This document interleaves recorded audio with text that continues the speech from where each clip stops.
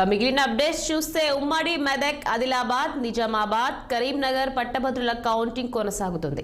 రెండో రోజు కాసేపటి క్రితం ప్రారంభమైన ఈ లెక్కింపులో పట్టభద్రుల ఎన్నికల్లో భాగంగా ఇప్పటి వరకు 2,10,000 ఓట్లను కట్టలుగా విభజించారు. ఇందులో సుమారు 21,000 ఓట్లు చెల్లుబాటు కాలేదు. సుమారు 1,89,000 ఓట్లు చెల్లుబాటయ్యాయి. ఇంకా 40,000 ఓట్లు ప్రాథమిక లెక్కింపు విభజన చేయాల్సి ఉంది. మొదటి ప్రాధాన్యత ఓట్లను కౌంటింగ్ చేశారు. ఇదే విషయమై పూర్తి వివరాలు మా ప్రతినిధి ప్రవీణ్ కుమార్ మనకు అందిస్తారు. ఉమ్మడి కరీంనగర్, నిజామాబాద్, మెదక్, ఆదిలాబాద్ సంబంధించిన పట్టభద్రుల ఎన్నికలకు సంబంధించి ఓట్లు అయితే లెక్కింపు అయితే జరుగుతుంది. అయితే నిన్న ఉదయం 8 గంటల నుంచి అయితే ఈ ఓట్ల లెక్కింపు అయితే కొనసాగిస్తున్నారు. అదేవిధంగా మనం చూసుకున్నైతే మనం అంబేద్కర్ స్టేడియంలో ఉన్నాము.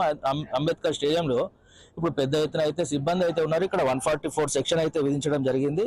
అయితే మనం చూసుకున్నైతే 2,50,106 ఓట్లకు గాను 56 మంది అభ్యర్థులు అయితే పోటీ చేశారు. అయితే 56 మంది అభ్యర్థుల్లో ఓట్లకు సంబంధించి 25 చొప్పున కట్టలు అయితే కట్టి మంగళవారం అయితే మధ్యాహ్నం వరకు అయితే పూర్తయ్యే అవకాశం అయితే ఉన్నదని చెప్పుకోవచ్చు. అయితే లెక్కింపు అయితే జరుగుతుందని అంటున్నారు. అయితే చెల్లని ఓట్లు, చెల్లే ఓట్లు రెండు వేరువేరుగా అయితే విభజించడం అయితే జరిగింది. అయితే ఇందులో సుమారు 21,000 ఓట్లు అయితే ఇన్వాలిడ్ గా ఉన్నట్టు తెలుస్తున్నది. అయితే సుమారు 1,89,000 ఓట్లు చెల్లుబాటు అయ్యే అవకాశం అయితే ఉన్నది. ఇంకా 40,000 ఓట్లు ప్రాథమికంగా లెక్కింపు అయితే విభజన జరగాల్సి ఉంది. అయితే 10 గంటల నుండి ఈ లెక్కింపు ప్రక్రియ అయితే కొనసాగుతున్నది. అయితే మనం చూసుకున్నట్టయితే ఇక్కడ మనకు 144 సెక్షన్ విధించడంతో పాటు సిబ్బంది జాగ్రత్తలు తీసుకుంటున్నారు.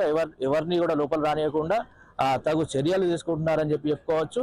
అయితే ప్రస్తుతానికి 3 పార్టీలు, ఇటు కాంగ్రెస్, ఇటు బీజేపీ కానీ, ఇటు బీఎస్పీ, అయితే నరేందర్ రెడ్డి కాంగ్రెస్ తరఫున ఉన్నారు. అయితే బీజేపీ తరఫున అంజిరెడ్డి ఉన్నారు. అయితే బీఎస్పీ పార్టీ తరఫు నుంచి అయితే ప్రసన్న హరికృష్ణ ఉన్నారు. ఈ ముగ్గురు మధ్య అయితే పోటీ అయితే జరగనున్నది. అయితే ఇన్వాలిడ్ ఓట్ల వల్ల మాత్రము కొంతవరకు ఫలితాలు తారుమారే అవకాశం అయితే ఉన్నది. అయితే ఫలితాలు తారుమారు అయితే రిజల్ట్ మాత్రము వేరే రకంగా వచ్చే అవకాశం ఉంటుంది. అయితే మనం ప్రస్తుతానికి బీజేపీ నుంచి అంజిరెడ్డి కానీ, లేదంటే కాంగ్రెస్ నుంచి నరేందర్ రెడ్డి కానీ, లేదంటే ఇటు ప్రసన్న హరికృష్ణ కానీ, ఈ ముగ్గురులో మాత్రం ఒకరైతే గెలిచే అవకాశం ఉన్నట్టయితే తెలుస్తున్నది. కెమెరామెన్ సంతోష్తో ప్రవీణ్ కుమార్, కరీంనగర్.